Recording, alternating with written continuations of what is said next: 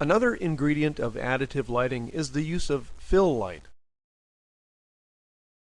Excessive contrast is usually caused by a large dark object blocking or subtracting the ambient light, such as this woods to the side of our subject. That causes the side of her face to be too dark, and needs to be filled in with light. I fixed that problem with my reflector, using the mirror side to reflect the soft sky light. The before image shows a good main light, but deep shadows on the wood side. The final image shows that the problem was licked.